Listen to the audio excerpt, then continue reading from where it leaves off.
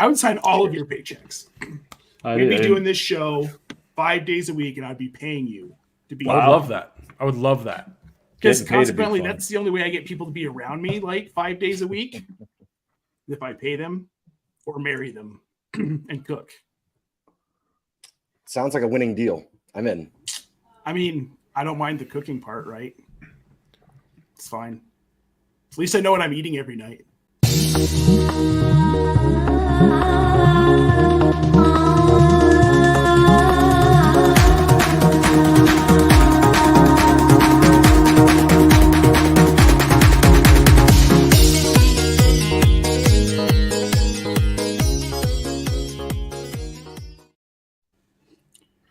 I hate that picture of me so much. Oh, I love it. I've come to terms with it. I still haven't. I think it was the break going to Mexico. I forgot about it. Took a week off. Didn't have to see it for 2 weeks. But maybe I spaced out last week because my feet hurt. But maybe you see it now and you recognize a different person in the mirror, just a tanner, happier, more carefree person. You got the braids with the shells in your hair still. Those are already gone. They're already gone. But you just see it and you're like, look at this city boy smiling. Well, enough about whatever the hell we were just talking about. We have two awesome guests joining us today, guys. We are doing a half PPR SuperFlex mock draft, and we've got some questions from listeners that we'll answer here at the end of the show. But first, I want to introduce our guests. We'll start with Tyler O from JWB Fantasy and Dynasty WarZone, where he does DFS content. Tyler, thank you so much for coming on with us today. And then we've also got Mike Faea from DLF Football. Mike, thank you so much for coming on with us today. I feel like I forgot something, and I feel like I'm a jerk. Would you forget the company we both work for with Trophy Smack back in the day? Yeah. That's a big one. Did you forget how to spell Tyler's last name, or are we just going to pretend like he doesn't have one? I pretend like I don't have one. I pretend like I don't have one. You pretend like he doesn't have one. So Tyler O is a brand. I just pronounce it differently every time. Everyone does. Everyone does. Yeah. I think my football coach got it wrong until my senior year when someone else corrected him. I was like, dude, it's fine. You've been doing it for years now. Let's just keep it going. That's the spirit. Dude, I have friends I've known my entire life that still can't say my last name. It is what it is. That's fair. I mean, you don't know how to say my last name either, Nate, so we're all good. Is it Faella or Faella? Yeah, it's Faella. I'm not Spanish, girl. I'm Italian. We say our own. You went full, like, 4th grade Spanish me llamo on that one. And what's so dumb is that I know that. I'm not even mad at you. I like it. It has a nice sound to it. It sounds like paella. It sounds delicious. So we're not going to. I feel like you're going to squeeze me extra hard in a week when we see each other at the expo, and I'm going to pay for it then in my ribs. No, that's fair. But it's okay. I deserve it. Guys, we've already got some comments in the chat. We have got Gemmo the Icon, who is drafting with us, saying, hello, gentlemen. Gemmo, it's so nice to see you. Thank you for tuning in. We've got Toronto Dave, who we will hopefully be seeing in a week. It's going to be amazing. We've got Jamie Parag, friend of the show, who says, what is up, everyone? We've got OAT Boy, who is drafting with us, saying these guests are awesome. I could not Mike and Tyler, how do you say that guy's name? His name's Nate or Nathan. It's a great name. I think some of us would agree, but strong name. We say Oit Boy. It's Oit Boy. Oit Boy. And where's it come from? He's Canadian, I have no idea. So put the accent on it. I have Oit Boy. Oit Boy. I have absolutely no idea where it comes from. I think he's told me once, but we'll just leave it at that. All right, guys. We've also got Harry Persalco in the chat saying, let's get it. Gemmo's excited to see Dave. We're all excited to see Dave every time. We've got Albert saying, hello, everyone. Albert, thank you for tuning in again. Guys, I don't think we should waste any more time. Let's go ahead and do you want to get over to this draft? Yeah, sure. I'm on the clock, so. We're paying you? I didn't know that. I hope so. I mean, I didn't want to do this for free. Well, here we are, guys. We have got our mock draft up and ready to go. Just to reiterate here, and I will pop it up on the screen for everyone who is watching so they know what our settings are. This is a half PPR SuperFlex mock draft. The rosters are as follows. We have 1 quarterback, 2 running backs, 2 wide receivers, 1 tight end, 3 flex spots, and 1 SuperFlex spot. We will be drafting starting positions only. We are not getting into the benches today. Guys, I think it's time that we get at it. So let's get this draft started here. First person on the clock, it's Mike. And here we go. Off to the races. So first pick here, we've got Patrick Mahomes. That's really no surprise to me. You guys, Tyler, what are you seeing in these drafts? Just Patrick Mahomes coming off the board. If it's Superflex, it just kind of doesn't matter. Yeah, I mean, it's a tier here. I think it's a tier 4. I picked 4. I'll get to that, but I have no qualms with any way you kind of split this up. But I do think Mahomes is probably the safest and best choice to throw here at the 101. He's the best quarterback in the NFL, so let's roll. All right, now, Matt, what do you think of this second pick? We've got Josh Allen going ahead of Jalen Hurts, which we haven't seen a ton of so far this draft season. Are you okay with that, or would you rather have Hurts with that second pick? Just looking at the numbers, Josh Allen's Jalen Hurts has been way more exciting over the last, as memory serves. But Josh Allen spent most of the last year injured, I think after week 2 or 5. So we don't really remember how good he is, but he hits top 3 quarterbacks in 50% of his starts. It's okay if you want to take Josh Allen over Jalen Hurts. It's okay the way you want to do it. Now, Mike, with Josh Allen over Jalen Hurts, does it concern you that Allen has been vocal about not wanting to run the ball as much? I mean, he could take a hit if he's not getting that goal line usage. So does that concern you taking Allen over Hurts here? It doesn't, no. I mean, he's an instinctive player. Once the games are on the line, he's going to do what it takes. He's going to get those dives. And to be quite honest, if you take a look at the way the team's set up, they don't have much else in that backfield. I don't care what people say about about Cook. Damian Harris is the only other option at the goal line. I think Allen's going to get the ball. He's going to put it in there. And what they're also going to do is they're going to feed Diggs. They want Diggs to be happy. And obviously, he's picked up Dalton Kincaid. They're going to use as a big slot. So I think Allen is going to get plenty of touchdowns, whether through the air or on the ground. I love the pick, too. I think Chester hit the nail on the head. A hurt Josh Allen was quarterback 3 last year, if I'm not mistaken. So what's a healthy Josh Allen going to do? I think it's wheels up. I was actually considering it 1, so I have no qualms with him going 2 at all. So I like the point you made because people are concerned about Damian Harris coming into that offense and taking away goal line touches from Allen. But guys, it's Damian Harris. I mean, it's Damian Harris. He's fine, but he's not going to take goal line carries away from a guy like Josh Allen. Now, Tyler, I want to ask you about your 4th pick. You took Lamar Jackson there. Correct. Why Jackson over Burrow? It's a pretty easy choice for me. I honestly that's where the tier break is between Burrow and Lamar. Lamar is in the top tier for me. I mean, I think we've seen the elite upside. We've seen the QB1 ceiling in the past. I think the OC change, I'm real bullish on the offense this year. I think he arguably has the best set of wide receivers that he's ever had. How they really, how it really works out with the wide receivers in fantasy is a different story, but the best pass catcher he's ever had. I think the OC is going to really amp things up. He's still an elite runner. It's a pretty easy choice for me. I think Lamar is a no-brainer 104. Now, where do you have Zay Flowers right now? If I have to go down my list right now, probably fringe wide receiver 2, probably that 24 to 26 range. I like the guy a lot, but I'm still want to see it. Okay. Now, Mike, I want to ask you about. I took Justin Fields over Justin Herbert. How do you feel about that? I don't hate it. I'll be honest. This is a play where you're looking to win the league, and I think it all comes down to, do you want to win or you want to make sure you don't lose in the first round? Fields definitely has the upside when you look at the rushing. He may be, and Des Bryant just said it today, could be the best dual threat quarterback in the league this year. He has that kind of talent. They picked up DJ Moore. I think that this is the year they're going to try to get the best out of Fields, so I love it. He's not coming back, especially with Gemmo in the draft, a Bears fan, that's never going to happen. So, I don't mind the pick. I would have went Herbert personally. That's just me, but I like swinging for the fences at that spot on a guy is not going to come back. In this first round, when you're talking about these top 8 picks, get your guy because they're not coming back. I'm not going to get upset about any pick because they're not making the turn back to you. So if Fields is your guy, go for it.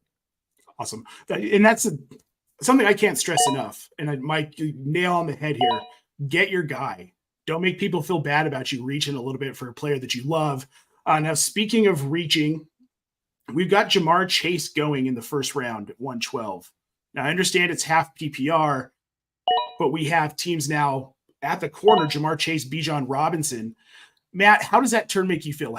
Given this format, and knowing the quarterbacks that were still left on the board, would you have gone Jamar Chase and Bijan Robinson there at the turn? I was disappointed that I had to take Lawrence just because he kind of is in that tier. I was also planning on going late QB. It just didn't work out. I don't hate it at all. I would be very happy if those were my picks of the first 2 rounds at 2, where I am now, 1-9 and 204. I'd be perfectly okay leaving the draft with Jamar Chase and Bijan Robinson and hoping to also, get you've got 23 seconds left to make your Okay. pick. Okay. All right. I better figure something out. So now we've got Travis Kelce lasting until the 202. Tyler, does that surprise you in this format? I would say, considering the format, I'm all right with it. Probably would have took a couple players before Kelce, but I think, mid-second round is a pretty good spot. Yep. I agree. Even if it's not tight end premium, he's the wide receiver 1 in Kansas City. So tier of his own. Tier of his own. Wow. Oh, Matt. What's up, buddy? Matt just took Kyler Murray with the 204 pick. Oh, So I got confused. Is this a dynasty or not? No. Wait, it's not? No, it's dude, this is your show. Let's go. Yeah, okay, Let's go. But at the top of the screen, it says Dynasty. It does say Dynasty, and that says Dynasty Yeah. Diehards. All That right. is the name. That is the name of the brand, I thought, right? You think that It's I'm worried okay. about this? I'm not worried about this. Let's go. Hey, Let's Matt, go. Don't worry. welcome to your show. It's called Dynasty Diehards, buddy. Man, redraft mock Dynasty Die Well, Hard. hey, it's redraft season, which this is actually, thank you for giving me that segue here. We're going to be transitioning That's what I'm to here this for, time buddy. slot. Waiver Wise is going to be a new show with Matt and I, still here on the Razzball Network, still at the same time, 6 p.m. Eastern every Wednesday. We're going to be covering the guys who slipped through waivers that you should be looking at targeting for free in your leagues heading into that week. It's going to be a lot of fun. But let's get back to this. You're about to time out, buddy. Yep, I did just time out. So I'm going to go ahead because I was pitching our show. I know, but people are waiting for you. Oh, wow. Yeah, okay. well, now here, I switched it to McCaffrey. All right, fine. All right. Because I like Christian McCaffrey this year. I even like what I really like about McCaffrey is that he's got Elijah Mitchell. Less chance he gets hurt. And he can do more with less volume, I think, in that San Francisco offense. Mike, am I crazy? Yeah, you absolutely are. But I appreciate the sentiment. His numbers with Mitchell back, stuff where you have to rely more on the pass catching ability, and honestly, there's a lot of people catching passes in that offense. So I don't see how that helps him, but if he stays healthy, he's worth the pick regardless. He's just that guy. He's that. Well, you're leading from the situation into the point is that the benefit of Elijah Mitchell being there, and they basically split touches when they were both on the field last year. I think it was like 65 to 68, something like that. It was almost identical. So he would get all the Christian McCaffrey type touches, and even if he only gets like 6 targets a game, I think he'll still be able to do difference making things. Oh, yeah, of course. I mean, he's the most talented running back in football, so I'm not worried about him being a difference maker, Mitchell there or not. But it's definitely a concern of volume, and volume being king for a running back, right? I just don't think it helps him. Like, that's the thing. I don't see it as helping him. I think that, does it hurt him a ton? No. Do I like the ADP drop because Mitchell's back? Yes. But it's not an overall positive in my opinion. Okay, so let's stay on this San Francisco topic here for a minute. Deebo Samuel. How are you guys feeling about him? Tyler, let's start with you. Do you think there's any chance he can replicate his 2020 season, or like we just chasing a ghost here? I don't think he's replicating that, but I still like his ADP. I like where he's at. He's currently sitting around like wide receiver 16, 17 for me. I think I'm appreciating people pushing Ayuk up the boards. I'm on the Ayuk fade this year in terms of where we see him in his ADP, and I'm here for the Deebo Samuel train. So yes, I'm not like reaching on Samuel, but I absolutely am drafting Samuel. Like it a lot. Mike, what about you? Where are you at are you drafting Deebo Samuel right now? Oh, yeah, of course. Deebo is a dual threat. He's going to get the ball in multiple different ways. I don't understand how anybody could be off on Deebo. I think we've tried to hype Ayuk for the past few years.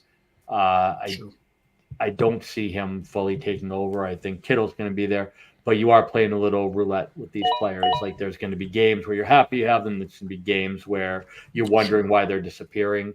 And Purdy seems to be a Drew Brees style quarterback where he's going to throw to who's open rather than targeting a specific person. So that will get frustrating, but I think it's a high-powered offense, so I'm not worried about it. Okay, so now let's get back into this draft here for a minute. We've got me on the clock, Matt, I'm going to throw it to you. I want to know what you think about Tua Tagovailoa going at 210. Is that early? Is that late? Like, how do you feel about his valuation right now in these drafts? I think in seasonal leagues, he should go ahead of Richardson and he should go ahead of Kyler Murray. So if you're okay with those picks, even early, it's hard to get on board, and I've got so much Tua in Dynasty. I'm swimming. Sure, but, if he's healthy, he's going to be worth it. He's definitely going to be worth it. You're going to luck out with Jalen Hurts and Tua. Yep, sure. I just did an underdog draft earlier this afternoon where I got Tua in the 7th round. Ooh. Couldn't believe he fell that far. I understand the injury concerns. I do. I get it. But like ultimately at the end of the day, he doesn't have any more of a chance of getting concussed this season as he would have had he never suffered the concussions last year. And you know what? He I don't know how much it makes a difference with head injuries, but he put on a bunch of weight. He looks very beefed up and like Samoan ready, And then he's been doing yoga, so everybody's doing everything they can. And the thing that hurt him most probably 2 years ago was the fact that he had nobody to throw to at all, right? He was thrown to guys who aren't in the league anymore, without a doubt. And he was getting protected by the worst offensive line in the league. And over the last 2 years, they've picked up awesome wide receivers. And over the last 1 year, they've started picking up linemen finally. So if they can fix that one piece and he can be protected back there, he can cut them apart with those weapons and his accuracy. I'll be very happy if he succeeds.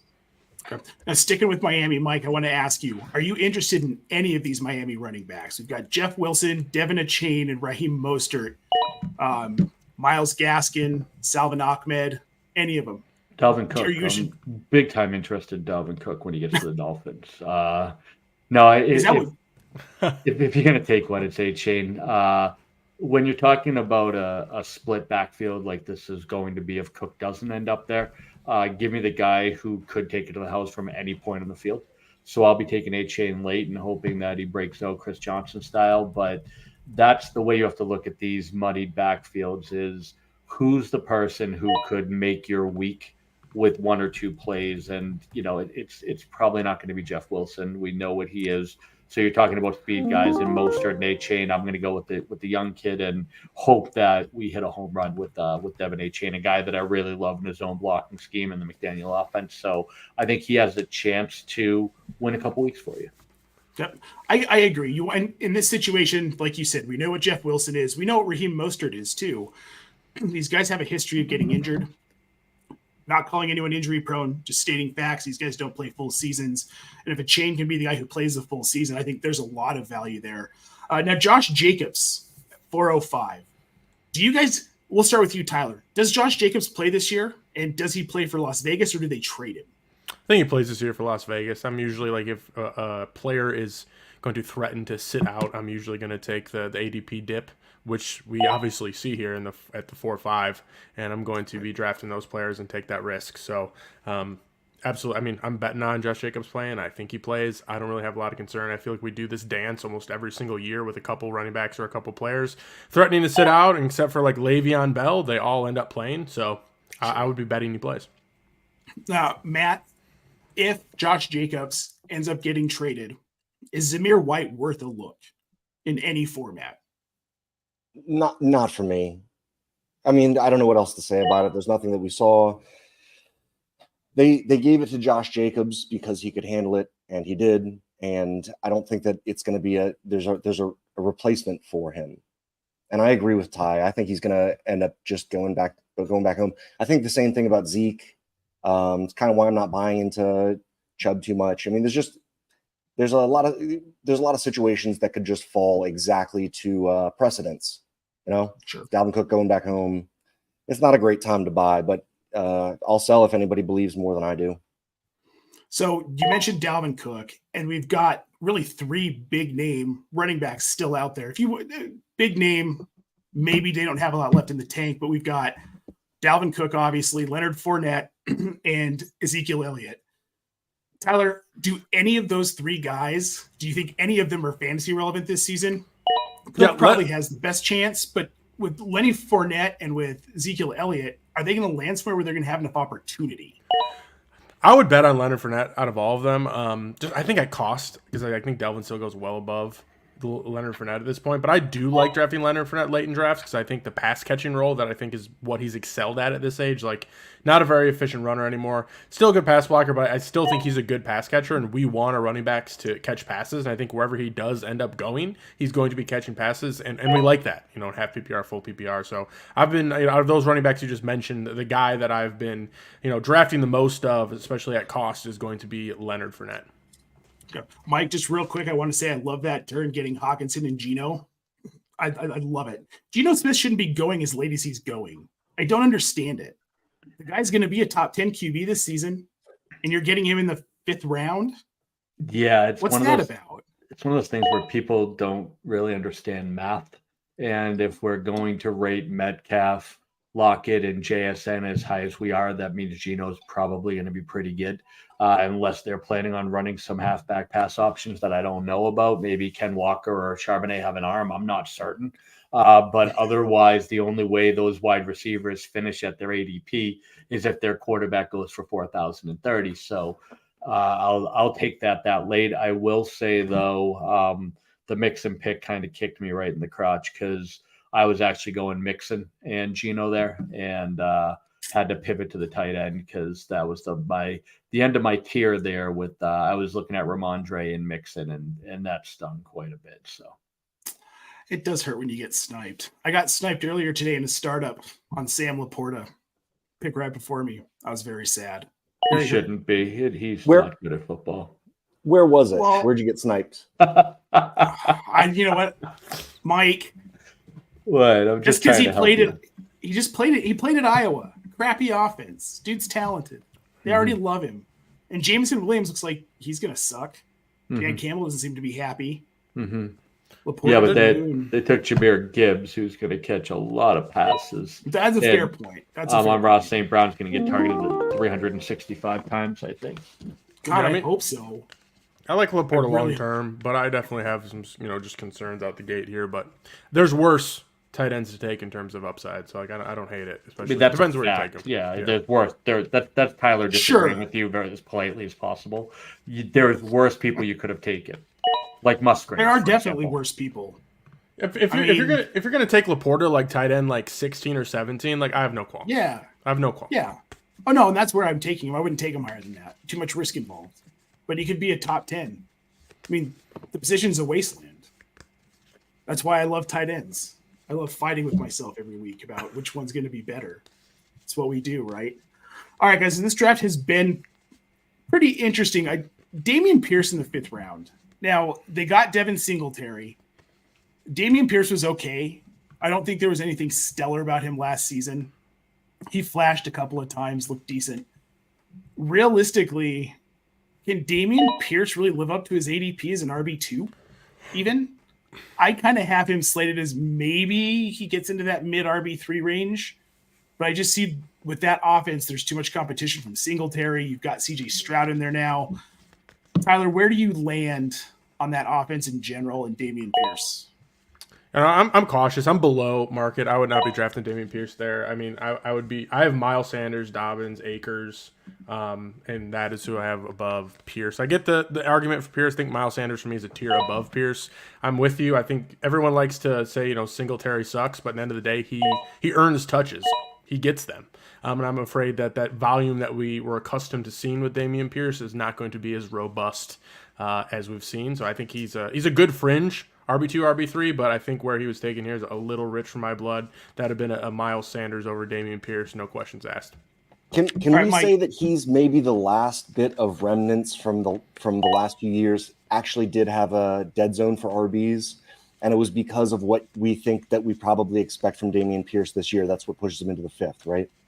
It's kind of like saying Montgomery has been a 4th-round pick because he's just going to get the thing, but it doesn't really matter all that much. Yeah. I mean, you're just trying to fill your lineup. Yeah, I mean, there's projectable volume there with Dameon Pierce, but it's just I think I lack to see. I just can't see that upside that would deserve to go where he goes, so I'm below market. The reason that we liked him last year is because he was basically free to begin with, and he got like 12 to 14 points a game. which is not exciting. It's not week winning. And you know who else did that? Devin Singletary. For his whole career, he's gotten like 10 to 14 points reliably. So good luck fighting over those 10 to 14 points, guys.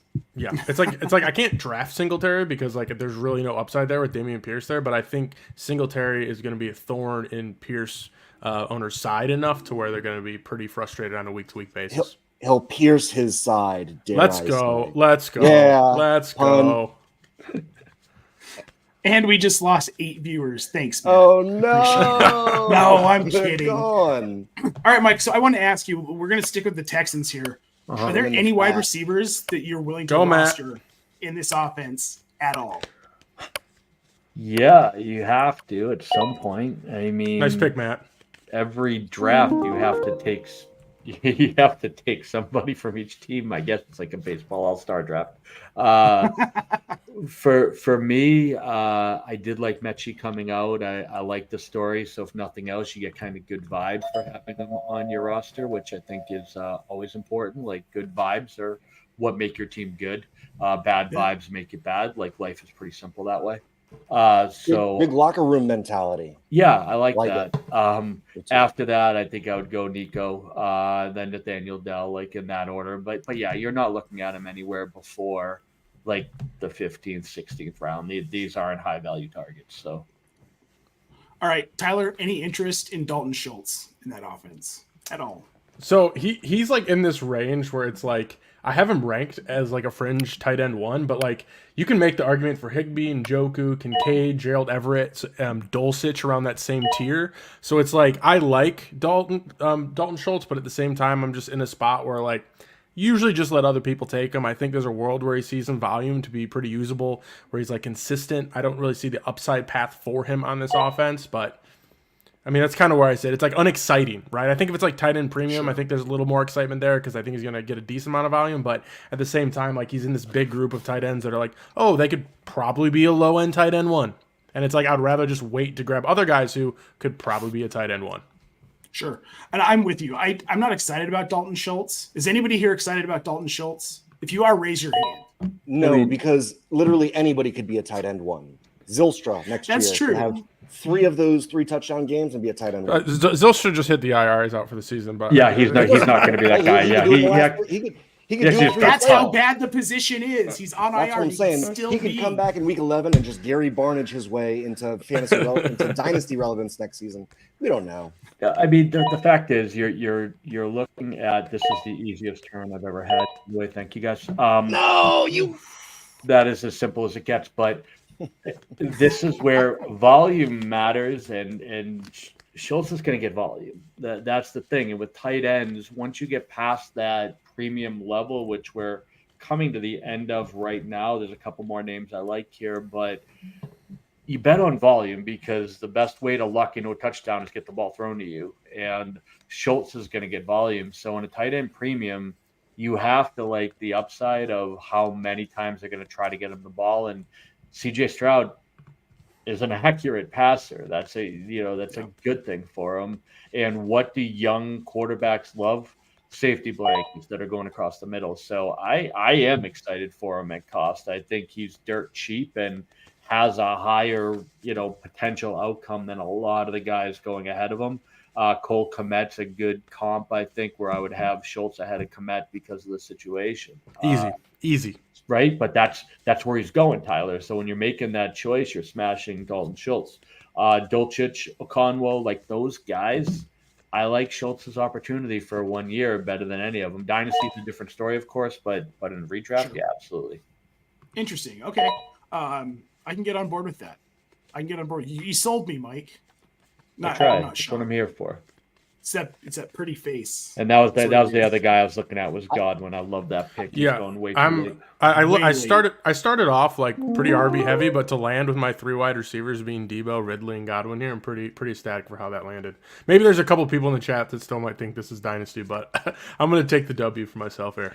Can you imagine if this wasn't Chris Godwin's big year 2020? It sounds about right, where he's like, and wasn't Deebo Samuel's also 2020, and wasn't Calvin really?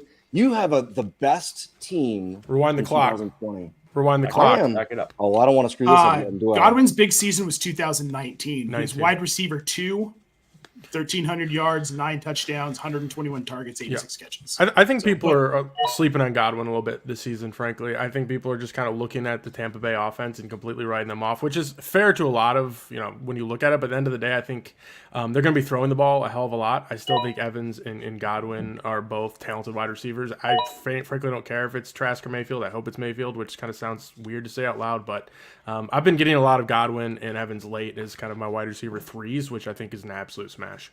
If you ever get them at wide receiver 3, I'm fine with it. If they start to creep up into that middle to upper wide receiver 2 range, I'm not okay with it. Especially if it's Baker Mayfield, because we've seen him ruin guys from a fantasy perspective and a real football perspective. So I definitely have some concern with Godwin, but going in the 7th round, I don't have as much concern. I think that's a pretty good valuation for him. Going ahead of Pickens, Ayuk, Marquise Brown. He's going ahead of DeAndre Hopkins, which is kind of crazy that Hopkins is going that late. Yeah, agreed. It was between Hopkins and Godwin. It was between Hopkins and Godwin for me. Sure. So, okay, Mike, Hopkins in Tennessee. Can he have an A.J. Brown type season when A.J. Brown is in Tennessee, or are we chasing fool's gold with Hopkins this season? If you're chasing an A.J. Brown's season, there's a middle ground, though, which is he could have a low-end wide receiver 1 season, and I think he will. I think Tannehill's still a serviceable quarterback, and if they go to Levis, if nothing else, he has an arm. We know that. It may not be a great one, but he can throw the football. And Hopkins, if you put the football near him, goes and gets it. But I think expecting him, this is the problem, is that we look at, laundry and we decide that guys are going to be this or they're going to be that. And A.J. Brown is a special player that DeAndre Hopkins at age 30 or 31 is not going to match. But he is looking at 1,010, in my opinion, which is a hell of a season for where you're picking him up in ADP. So I love grabbing him everywhere I can. I think he's highly underrated, but yeah, if you think you're getting A.J. Brown in the 7th round, you're going to be sad. You're going to be disappointed, and that's unfortunate because you're going to miss out on what's a really good season from Hopkins. So. Sure, and I think it's interesting how anytime you have an elite receiver replace an elite receiver, whether it's same season or the next or whatever it is, instantly, DeAndre Hopkins, he's going to look what A.J. Brown did. He can do that. So, but you see that so much in fantasy football. But getting him in the 7th round – you're going to get exactly what you paid for drafting him in the 7th round. Just like you said. You're going to get a lot more than what you paid for. I think a lot of people that listen to us and a lot of people play Sleeper have the dynasty mindset. So they're like, all right, well, DeAndre Hopkins at 7-11, like 7-8 turn. This dude got DeAndre Hopkins and Keenan Allen probably two rounds later for Keenan than he should have. And this DeAndre dude, Hopkins, it's Nathan. 3 rounds. That's Oak Boy, okay? Oh, God damn it, Nathan. Nate? He knows what he's doing. YT boy. Oak Boy knows what he's doing out here. He does know what he's doing. He's got a pretty scary team. He's got a really scary team, to be honest. He's a redraft maven. He's a maven. He is, obviously. And we've all got dynasty brains. We're happy to be here on Sleeper. And I'm picking Kyler Murray in the 2nd round because I didn't read the instructions before coming to the show. Sorry, guys. Long work day. And then you show up and you're excused. Freaking Nate from the chat shows up and just crushes us. Somebody take well, I don't.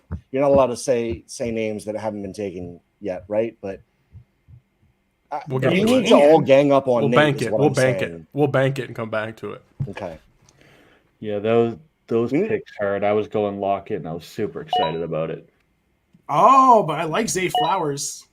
Yeah, he's the wide receiver 1 in that Baltimore offense. Matt, you know how much I love Zay Flowers. Yeah, I do. And yeah, he is. I really like that turn for you, Mike. You've had 3 really great turns in a row.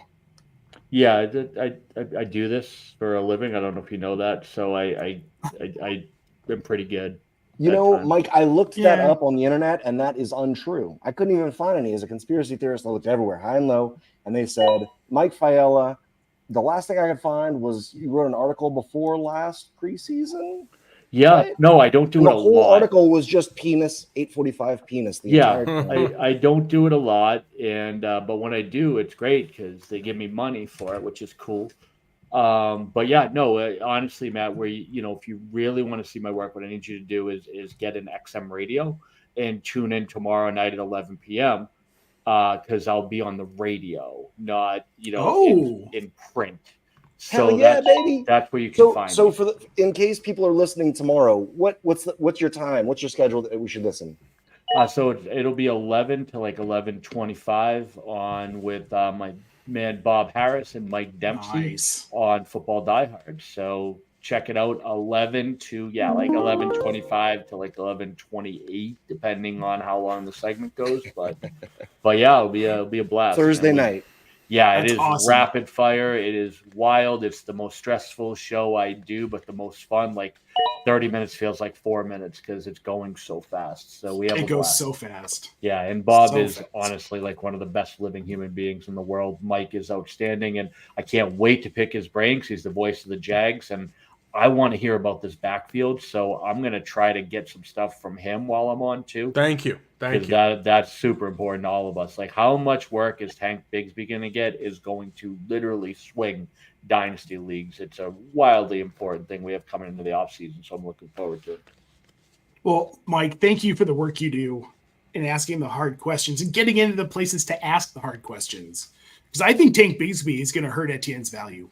Personally. I love that y'all are telling me who to buy. You guys shouldn't be saying names that are still on the board. This is completely against that is perfect because that's a horrible pick by you. You can't it's a terrible pick. Players that are still available because then everybody exposes what they think about it, or there's just this giant lying game, which could be fun. But look, etiquette says you guys shouldn't not. I'm blaming Tank Bigsby on y'all if he busts. No, this was a 10-round draft. So talking about a guy who shouldn't go in the first 10 rounds of a redraft league is totally fine.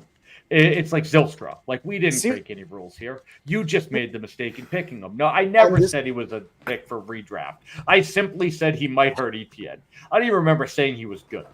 I just said I was going to ask. Look, this is when I pay attention to about a third of what happens right now.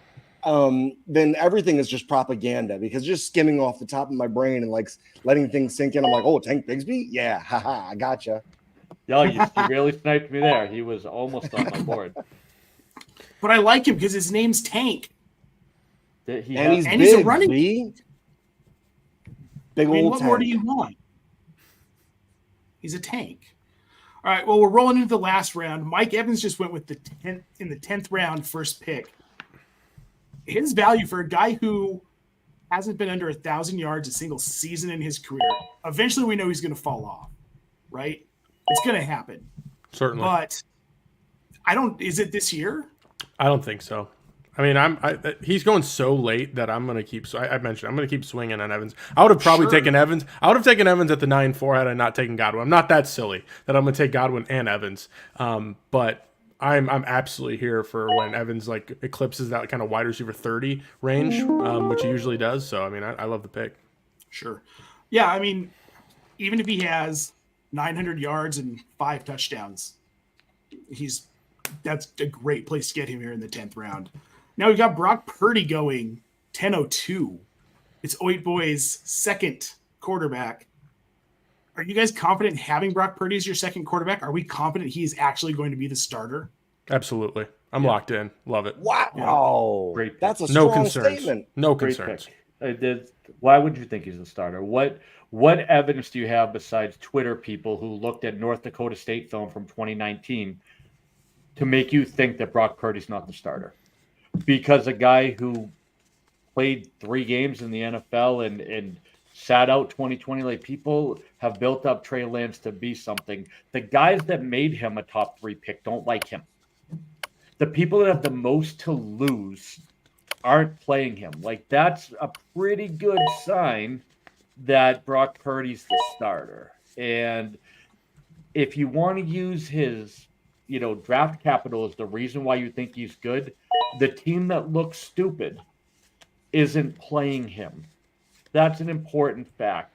If it was a different regime that drafted him that was still there, I'd say, well, maybe there's a mismatch in fit. But no, these are the guys that drafted him.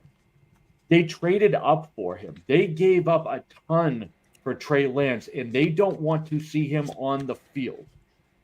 That is the red flag of all red flags. Like, it's like if you just took a flag and just painted it red and waved it like Hacksaw Jim Duggan, like that is what we're talking about. I can't disagree with Mike here. I can't disagree with Mike. Especially after that Hacksaw Jim Duggan reference. Of course. Right? But here's the thing, though. They didn't trade up to draft Trey Lance. They traded up because Kyle Shanahan wanted Mac Jones. Mm-hmm. He finally got him in Brock Purdy. Yep. Probably maybe a slightly better version of Mac Jones if he can continue to do what he did last season. So he finally got his guy. But I think this is just further proof that Kyle Shanahan never wanted Trey Lance. I think never wanted him. It's a fair narrative. It's a fair narrative. I'm on board. I mean, it was a narrative from day one. We all thought that it was Mac Jones. And I don't know how that many people in the media could think it was going to be Mac Jones. But then instead, Mike, your Pats got him. So we did. And unfortunately, we got him. But, here we are. You're not feeling a little bit better about the Belichick statement? Talking about how first one in the building, last one out. Lunch pail. Yeah, Bailey Zappi was the first one on the field 2 days ago. Does that make him the starter for the day? No. Hell yeah, baby. I'm not feeling better because Belichick could have got him a weapon and decided not to. And now we have to talk about him being on the Titans. And instead we get Jalen Hurd, who now just retired. So I have nothing to look forward to. My life is hell. It's okay. I'm a Lions fan, so it's been like that for 30 years, man. So welcome to the club. I can easy in here. I know, but I got a taste of first class. Like I know what it's like to sit up there. So you didn't taste the first class. Your entire palate is first class based. And now you have to eat gumbo and you're like, this delicacy is disgusting to it's me. Trash. I'd feel like a peasant and I shouldn't because I know what it feels like to be on top of the world. And this is really painful. And here we are. But luckily, I have fantasy football to look forward to because, real football sucks for me now. We're the most boring team. We're going to be 7-9 and I don't even care. Or set. And Mike is going to how many mattresses up top and be like, "There's a pea under my bed." Mm-hmm. I'm sad. 7-9. 7-9's a good season for me. I'm like Lions won 7 games. Right. Like what an absolute dub! What an absolute dub! In Saints country, like what do you think this has been like? Did you guys win a Super Bowl recently? We had a nice flash, dude, and it was right after Katrina, which I'm not going to get conspiracy minded, but it definitely helped New Orleans resurge after it was devastated. That was a good script. It was the perfect script. They did fantastic. It was perfect. Pay those writers whatever they need. Just do it. They're great writers. It changes society, man. So yeah, I've been stuck in New Orleans ever since we won the Super Bowl 2 years later.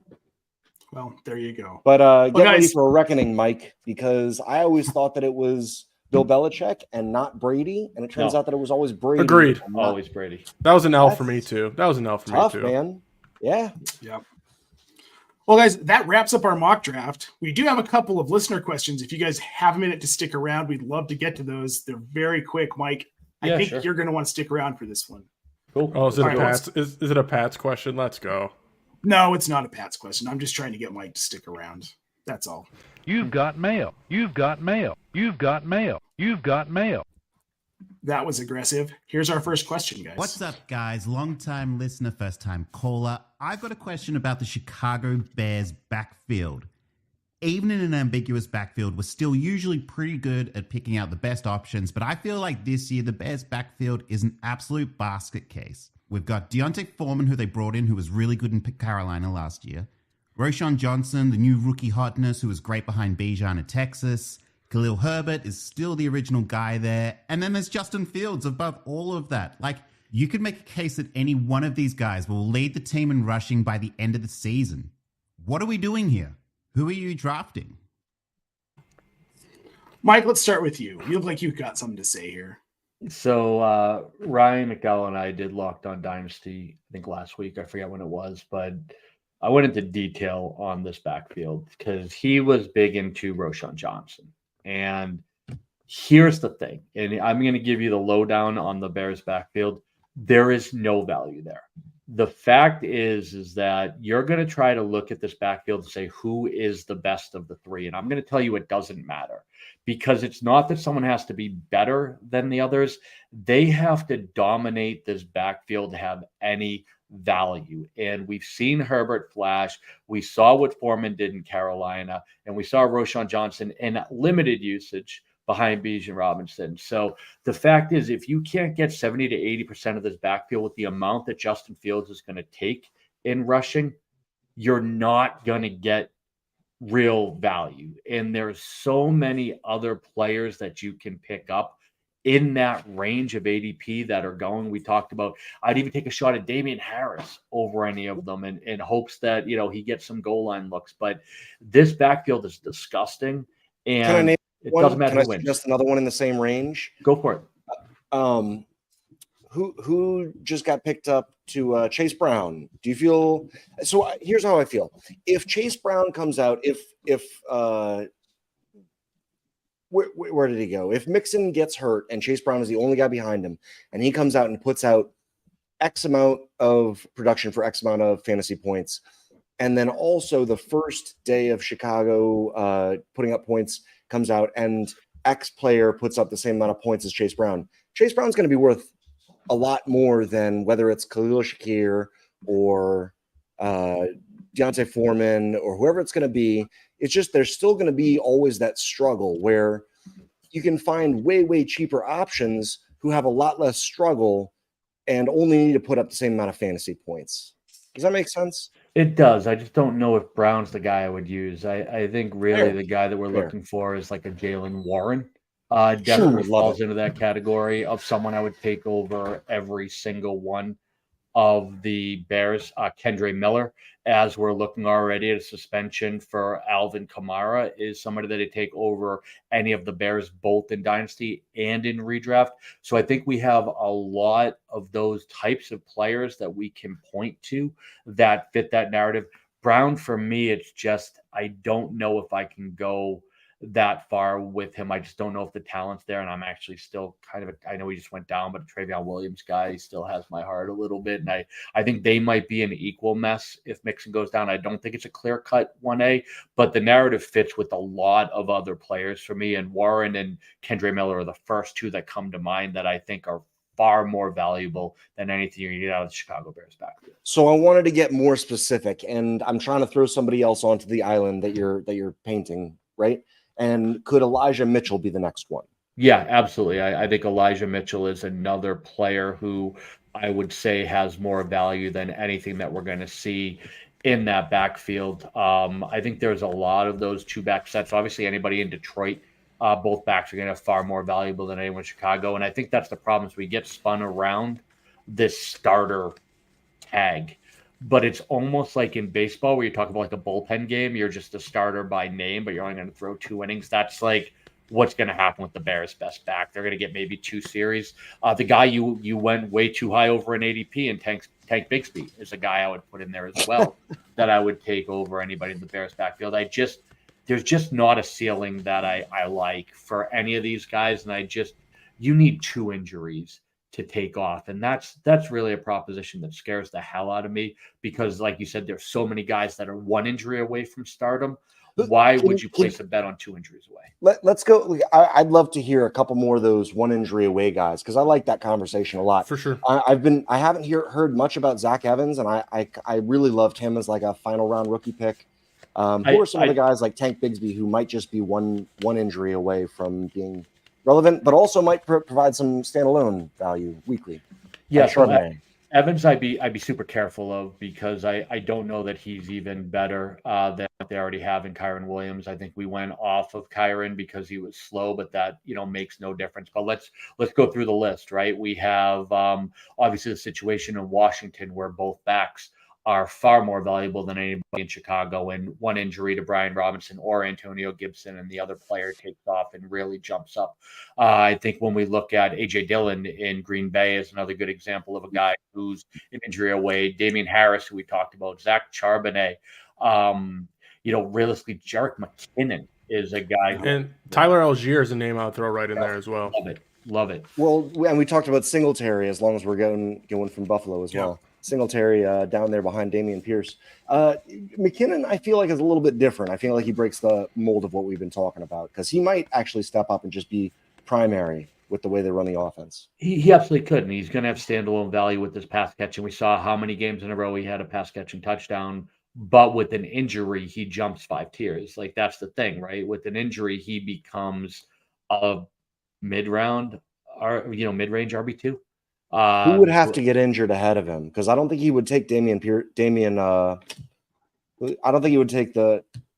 Help me out here. Pacheco. I'm on generic Prince season. It's Pacheco, and I think that he would play ahead of CEH if Pacheco were to go down. I think CEH would be a change of pace back, but McKinnon would get the bulk of the load. That's what we've seen with the Chiefs. So I think McKinnon has standalone value. He's a guy I love getting late, but then with one injury to Pacheco, all of a sudden he gets a better share of the carries plus the receiving upside. Ooh, nasty. All right, guys. So I want to move on to our next question. It's another running back question. It's kind of another running back handcuff question. We've got this from Tony C on Twitter. Jim Irsay may die any day now, and JT might not be in the league tomorrow, allegedly. Which running back should we add, if any, if JT isn't in Indy this season? I'm going to start and say none. Not one. I don't think there's a back in Indy if JT doesn't play in Indy. I think it's Anthony Richardson. I kind of like Evan Hull a little bit. I like Evan Hull a little bit. If I'm going to take a shot. I mean, I think they're both free. Like, Evan Hull and Deion Jackson are pretty free right now. I think there is, some possible flex value. There were some people out there that really loved Evan Hull. I was not one of them, but I do see him as a back that could probably catch some passes and is a decent runner.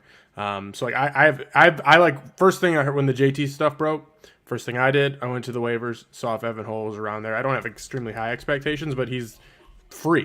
So that's where I stand on that. But I'm with you. Like, do I think there's a back that's going to be a top 20 back if JT leaves? No, there's not. But more value than the Chicago Bears backs. That's what I will say. That's a fair point. Mike, would you agree here with us? Yeah, Evan Hull's definitely the guy. It's hard to take him seriously, though, after taking every carry to the house in the combine. Dude, no one's trying to tackle you. Just stop. It's embarrassing. But other than that, I do like the fact that he has some athleticism. He can catch passes. Deion Jackson flashed a little bit. So, yeah, I did the same thing Tyler did. I went to my waiver wire. I actually shared it in our group chat that I had grabbed a bunch of them for $1 in a live auction at the time because why not? It's a bye week play. It's not someone who's going to really take over and start for your backfield. But Evan Hull is the one we don't know if he sucks. So if you're going to take one, take the guy who maybe doesn't suck is the best I could tell you. But I do think someone will get the carries there, and I think Hull is the best bet of the bunch to actually make your lineup. All right, Matt, anything to add? He's an incredible athlete. He kind of got overlooked at the combine. He got drafted too late, but he's really his RAS score is out of control. He could be something, and because of that rookie factor, he could be worth probably double what the other guy's worth, even at the same production. So no matter which one comes out, if it's Deion Jackson gets you 15 points a game, he's worth. Oh my goodness! You can suddenly, like, after a couple games, maybe you can turn Deion Jackson and a third into a second coming back. Maybe, but if Evan Hull gets out there and scores 15 points 2 games in a row, you're getting a second in an instant, and that's the difference. It's just the perception of what could flare up and price higher. Sure. All right, guys. I want to thank Tyler and Mike for coming on with us today. This has been so much fun mocking with you guys. Mike, your draft sucks, but what can you do? It always does. Actually, I think your team might be my favorite. You're pretty stacked, and I'm impressed with the value you got. We got a lot of good teams in this draft, guys. I will be posting this on Twitter through the @FFDinoDiehards Twitter account. So if you're curious to see more about the draft, check it out there. We'll also be posting it on the Razzball website on Friday. If you're not already, guys, I want to make sure that you are following our guests. We've got Tyler O, who is @FFTylerO on Twitter. And make sure you're also following @JWB_FF and @Dynasty WarZone, where you can find Tyler's work. And Mike @Daddy'sHomeFF. Still one of my favorite handles on Twitter. Anyone in the fantasy football community. Mr. Sandwiches, thank you so much for coming on with us. Make sure you're following his work @DLF Football, @DLF Football on Twitter, and @Trophy Smack on Twitter as well. Guys, just one more time, just want to say thank you so much. Any parting words, Tyler? No, you said it. I mean, follow all my content, JWB Dynasty WarZone. Excited for the redraft season start at heart. I'm a redraft guy, so pretty stoked that it is the season. Yep, it's coming. Matt, I want to thank you so much, as always, for being on with me again. Nate, you're honestly, you're such a good host that you're able to go through these in cadence. You're able to promote these people's work. I'm so impressed every time you do it. Honestly, it's awesome. Well, thank you. I appreciate that. And with that, you've now embarrassed me, and we're out, folks.